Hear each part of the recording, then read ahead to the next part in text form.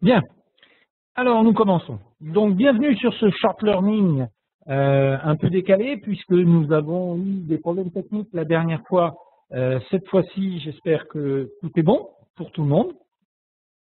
Donc nous allons faire cette session de rattrapage. La première chose, on va commencer par présenter ma formation online. Ma formation online, c'est avant tout un spécialiste en matière de formation à distance et nous travaillons, voilà un petit trombinoscope, comme on dit, de tous les formateurs et tristes qui travaillent avec nous. Donc, eh bien, voyez, Véronique pour tout ce qui est marketing et création d'entreprise, Anne pour tout ce qui est PAO, Nicole pour tout ce qui est écrit, orthographe, Gwen pour la gestion d'entreprise, Martine pour la compta, mais d'autres domaines aussi. Moi-même, votre locuteur aujourd'hui, Lionel, pour tout ce qui est formation bureautique et management, hein, et François, qui est aussi dirigeante de ma formation online, qui s'occupe de tout ce qui est formation web, et tout ce qui est référencement, réseaux sociaux, marketing sur les réseaux sociaux. Donc voilà toutes nos compétences. Notre méthode, eh bien, c'est une formation individuelle à distance, en direct avec le formateur. C'est en ça que ceci est novateur, c'est qu'on n'est pas dans de l'e-learning, on n'est pas dans on ne laisse pas travailler l'ordinateur. La différence, c'est qu'on n'est pas dans une salle avec le stagiaire. C'est la seule différence qu'il y a par rapport à une formation professionnelle. L'avantage aussi, c'est pour une formation professionnelle en présentiel, bien généralement, on n'est jamais seul avec le formateur dans la salle. C'est souvent une salle en formation collective. Là, non, toutes nos formations sont individuelles, personnalisées, qui nous permettent de vraiment répondre aux demandes de chacun de nos stagiaires. Bien sûr, en bureautique, où là, bien, nous abordons tous les produits bureautiques, que ce soit les suites Office, voire les suites bureautiques libres, telles qu'OpenOffice, LibreOffice, et ainsi de suite. Bien sûr, les langues, avec des spécificités. Nous avons des parcours aujourd'hui sur des langues, je dirais, spécifiques que l'on ne trouve pas, bien sûr, sur les cinq langues les plus courues, que sont l'anglais, l'allemand, l'espagnol, l'italien et bien sûr le français pour les étrangers, nous répondons. Mais aujourd'hui, nous avons aussi des offres sur des langues plus spécifiques, telles que le néerlandais. Donc, si vous avez des besoins, n'hésitez pas, nous ferons et mettrons à votre disposition les meilleurs formateurs pour des langues qui ne sont pas aussi courantes en enseignement que le français et l'anglais. Bien sûr, le web, ça c'est une grosse part de notre travail. Nous formons beaucoup de webmasters, de gens qui s'orientent vers ce domaine. Bien sûr, la création d'entreprise, vu que nous sommes en parcours individualisé, l'avantage que l'on a, c'est que l'on va pouvoir aussi accompagner des créateurs dans leurs projets pour leur apporter tout notre savoir-faire, mais aussi notre expérience, parce qu'il n'y a pas encore si longtemps, nous étions nous-mêmes des créateurs d'entreprise. Donc, c'est quelque chose de très intéressant pour le créateur, puisqu'on est en parcours individualisé, donc on s'immerge totalement dans son projet pour lui permettre de partir sur les meilleures bases et avec les meilleures informations. Bien sûr, le Photoshop classique, mais là, dans une grande ligne, c'est la PAO, InDesign, Illustrator, tous ces logiciels, bien sûr, font partie de nos besoins. En audiovisuel aussi, montage de vidéos, et ainsi de suite. Montage, mise au point de storyboard, mise au point de scénario. Tout ceci fait partie de nos parcours de formation. Communication rédactionnelle, oui, c'est bien d'avoir un site, c'est bien d'être sur les réseaux sociaux, c'est bien d'avoir un blog. Encore faut-il savoir quoi écrire et comment l'écrire, de manière que vos propos soient les plus pertinents et les plus percutants possibles. et d'autres, bien sûr, parcours plus spécifiques ou combinaisons de parcours qui nous permettent, encore une fois, de répondre d'une façon très spécifique à la demande de chacun de nos stagiaires. La méthode, elle est simple. Des sessions de 2 heures réparties dans la même semaine. Généralement, c'est 2, voire 3 sessions dans une semaine. Des exercices entre les sessions avec une plateforme LMS, c'est-à-dire une plateforme où le stagiaire retrouve tous ses exercices, retrouve tous ses supports de cours, qui lui permettent de mettre en application tous les thèmes qui ont été abordés lors des sessions de visioformation. Bien sûr, notre grande force, c'est que nos cours sont beaucoup plus pérennes que quand vous êtes dans une salle, puisque dans une salle, les cours ne sont pas enregistrés. Nous enregistrons tous nos cours et donnons tous les enregistrements à nos stagiaires, de manière que 2, 3, 4, 5, 6 mois après, ils puissent revenir sur un cours pour remettre en mémoire ce qu'ils auraient éventuellement oublié. Alors, le cloud, bien sûr, les supports de formation sont sur la plateforme où ils trouvent ces exercices. Nous mettons à disposition tout un tas de supports complémentaires qui viennent enrichir le parcours de formation lui-même. Bien sûr, toutes nos formations sont éligibles au DIF et bien sûr peuvent faire l'objet de l'AIF, c'est-à-dire l'aide individuelle à la formation qui est décidée par les conseillers du Pôle emploi. Voilà la présentation de ma formation online. Vous pourrez à tout moment trouver, je dirais, toutes les indications sur notre site dont vous avez l'adresse. Sachez que nous avons aussi une communication sur les médias sociaux. Je vous invite à nous retrouver sur Google+, sur Facebook, ainsi que sur YouTube, où vous allez pouvoir retrouver l'enregistrement de la session que nous sommes en train de faire.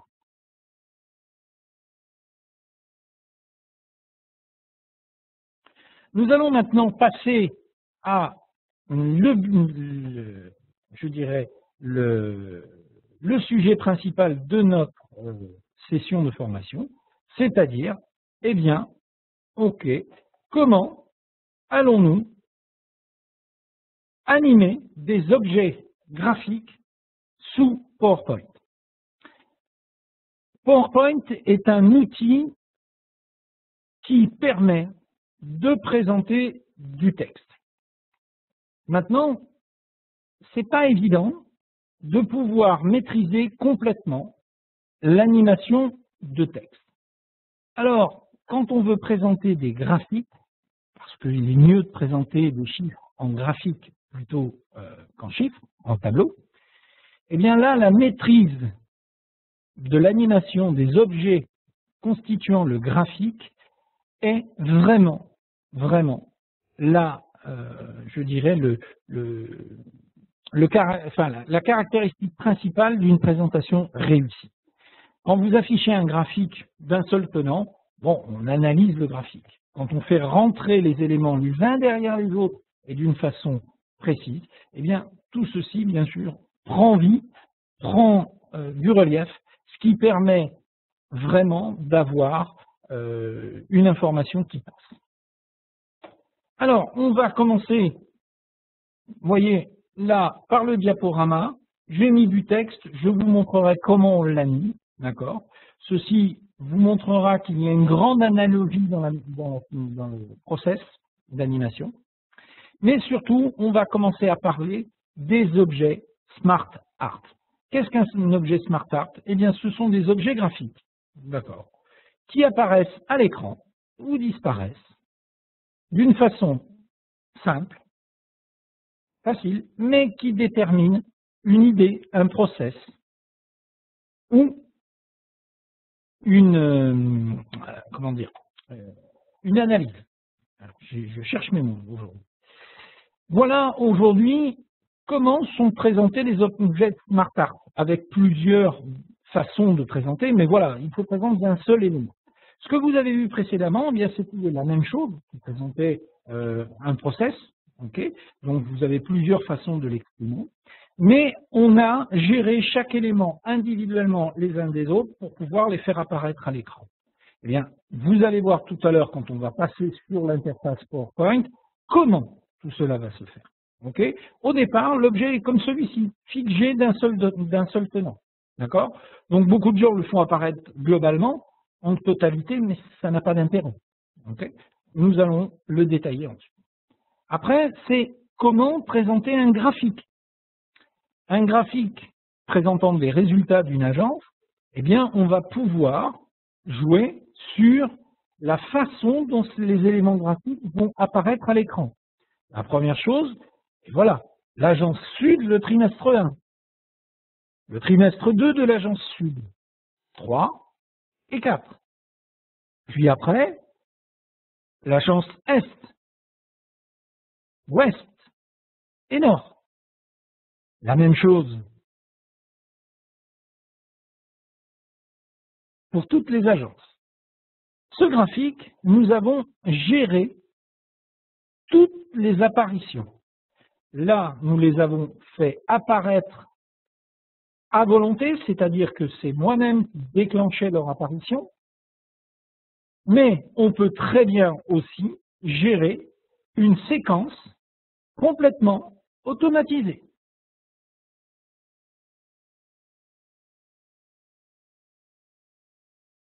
Aucun problème, nous verrons comment gérer l'automatisation et la hiérarchie d'apparition des éléments. Bien sûr, on peut aussi jouer avec l'apparition de la base des graphiques. OK. Là, on a les différentes agences qui apparaissent, OK, mais par catégorie.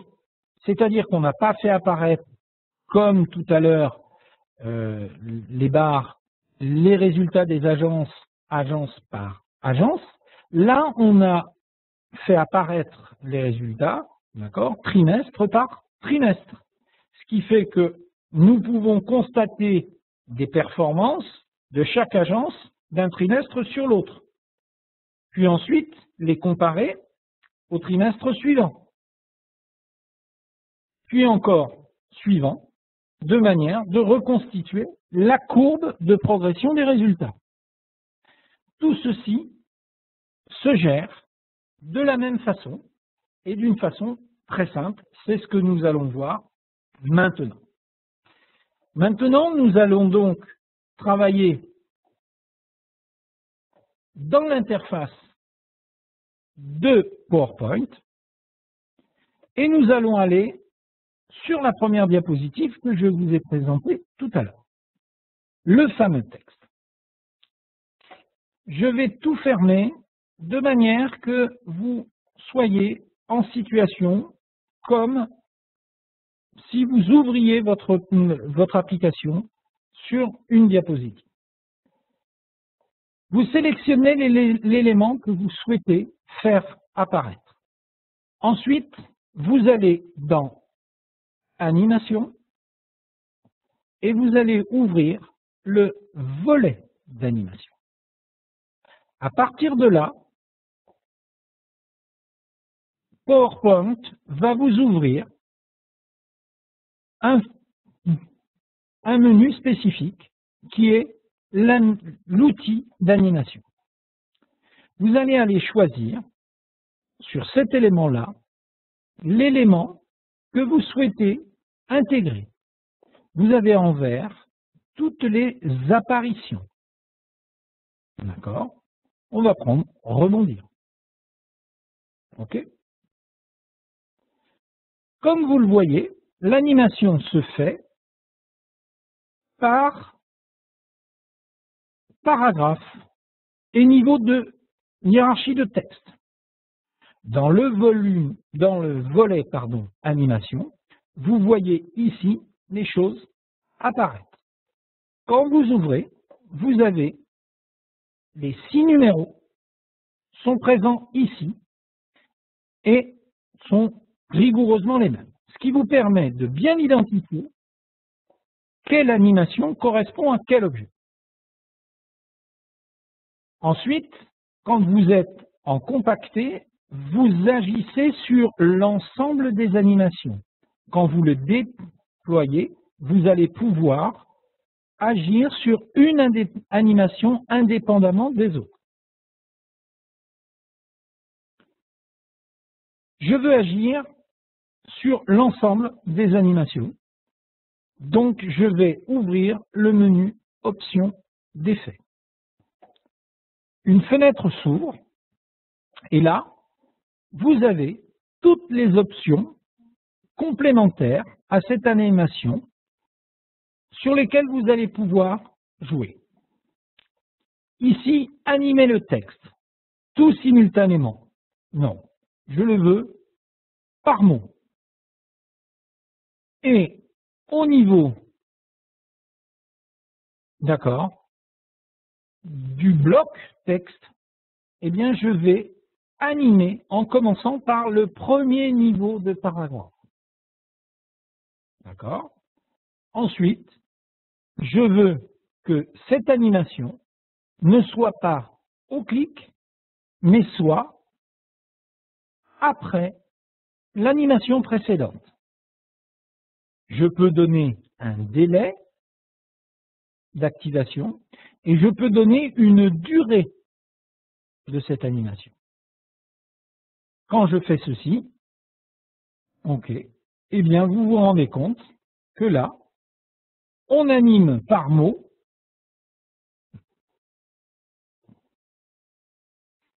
d'une façon précise et complètement autonome. Ce ne sont plus mes clics qui ont déclenché. Alors la première ligne est venue d'un seul tenant. Pourquoi? Parce que c'est le même mot. Hein, il n'y a pas de virgule, il n'y a pas de point. Il repère les mots soit par les points, soit par les espaces. OK? Ensuite, ceci. Alors, l'objet SmartArt par excellence. Alors, les objets SmartArt, vous allez les trouver. Ceci est disponible à partir de la version 2007 de PowerPoint, okay, avec des fonctionnalités qui sont sensiblement égales à celles que nous allons voir dans la version 2013. Dans 2007, elles sont peut-être un peu moins faciles et, je dirais, intuitives en matière d'utilisation, mais tout ceci reste complètement disponible. Alors, un objet SmartArt. D'abord, il se trouve insertion, OK, et vous allez aller chercher, j'ai un trou,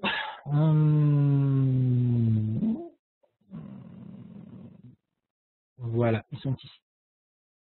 OK, objet SmartArt. Si vous cliquez dessus, vous avez ici une fenêtre qui vous permettra de pouvoir avoir toutes les possibilités des objets SmartArt. OK. Donc prenez par exemple, vous avez un site, eh bien vous pouvez prendre par exemple celui-ci. OK. Les engrenages. Ça permet de visualiser qui déclenche quoi, pourquoi, comment. Mais on peut très bien aussi avoir un système participatif qui implique une chronologie d'événements. Il y a après, dans les objets SmartArt, bien sûr, les organigrammes. Okay. On peut très bien aussi avoir des matrices de fonctionnement, des process. Okay. Là, vous avez toutes les notions des process qui peuvent être utilisés. Dans tous les cas, quand vous utilisez un objet SmartArt, vous avez ici un menu spécifique, d'accord, qui va s'ouvrir. Vous cliquez dedans et là, vous avez tous les tenants et les aboutissants. L'intérêt de l'objet SmartArt, c'est que vous allez taper simplement les titres et que lui va gérer tout ce qui est la partie graphique. Intéressant pour donner de la vision. On peut modifier les couleurs, d'accord, c'est vous qui déterminez la palette de couleurs que vous souhaitez utiliser, la forme, si vous voulez donner, par exemple, je dirais, des effets complètement différents. Okay, donc on a choisi celui-ci. Sachez que vous avez beaucoup d'effets disponibles. Vous pouvez très bien utiliser ce genre d'effet. Okay. Maintenant, chaque constituant de l'objet SmartArt, d'accord, fait partie intégrante de l'animation. Lorsque l'on veut animer un objet SmartArt, eh bien, vous allez avoir tout le détail de ce que l'on va faire en matière d'animation dans le volet d'animation. On reste toujours dans ce domaine. Animation, volet d'animation, et on a le détail. Là, comme vous pouvez le constater, nous avons sur chaque élément une apparition en vert, une emphase en jaune et une sortie, d'accord, une disparition en rouge. Nous avons contrôlé tous ces éléments. Pour ne pas aller modifier cette animation, nous allons passer à la diapositive suivante, où là, notre objet SmartArt n'a aucune animation. Donc, nous allons commencer par ajouter une animation. Nous allons donc faire apparaître l'élément et la première animation nous dit que là, si je lis, mon élément apparaît en globalité. Je vais donc aller dans mon menu, ouvrir l'option d'effet et aller dans l'animation SmartArt. Et là, grouper le graphique sous forme d'un seul objet. J'ouvre et je dis un par un. À partir de là, dans mon volet d'animation, vous voyez apparaître tous les constituants de l'objet qui sont ici. Chacun des points a sa vie propre. D'accord? Je vais donc maintenant revenir dans le menu et je vais dire, je veux que tout soit animé les uns après les autres. Qu'est-ce qui se passe? Hop, pardon. Voilà. OK.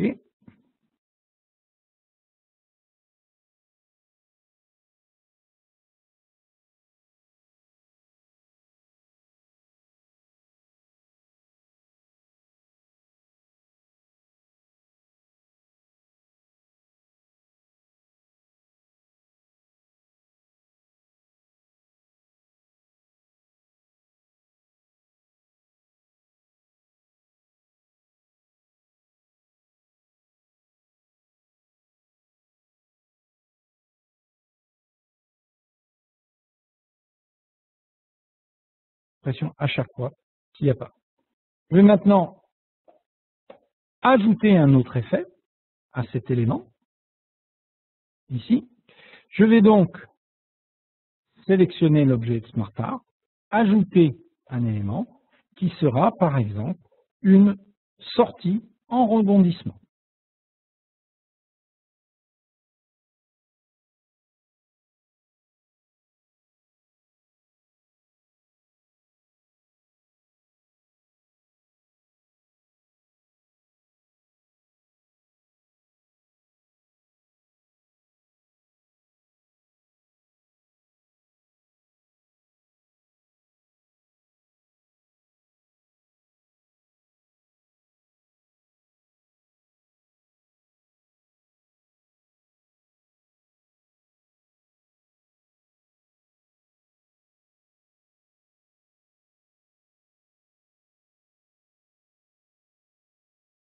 Chacun de ces menus.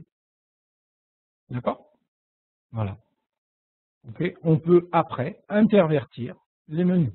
Okay, c'est-à-dire qu'on pourrait très bien faire en sorte que cet effet-là soit, je prends un exemple, vous pourriez prendre cet effet-là, le faire venir juste derrière le premier. L'intérêt serait que vous auriez une apparition du premier élément et une disparition simultanée. Okay. Maintenant, sur un graphique, quand on sélectionne, eh bien, on a exactement la même disposition. Vous avez ici tous les éléments du graphique qui sont ici. Si je voulais faire sortir les éléments du graphique, eh bien, j'ajouterais ici une sortie brusque, par exemple, d'accord, qui viendrait s'intercaler les uns derrière les autres. Comme vous le voyez, on travaille d'une façon aléatoire avec tous les éléments, mais ce n'est pas ce que je souhaiterais. Ce que je souhaiterais, par exemple, c'est que cet élément-là permette la sortie. Ah, pardon, désolé, j'ai été trop vite. Voilà. Je souhaiterais que cet élément-là vienne s'intercaler systématiquement comme ceci, c'est-à-dire une entrée, une sortie. Vous voyez, très simple. C'est des fois un petit peu long quand on a beaucoup d'éléments, mais cela va vous permettre de jouer. Voilà, et on va voir ce que ça donne. Eh bien, vous voyez que nous avons une entrée, une sortie et la sortie finale. D'accord? Voilà. Okay. On va continuer de manière que tout ça prenne forme, parce que là, c'est un petit peu dans le désordre. Mais il n'y a pas de souci. Vous allez voir. On peut faire exactement ce que l'on souhaite. Donc là, on a bien une entrée, une sortie, une entrée, une sortie. Ce qui nous donne, quand on donne, oui, on ne l'a pas pris au début, on va reprendre, voilà. OK. Voilà, les fameuses animations. L'animation du Spartak global est séquencée dans la sortie.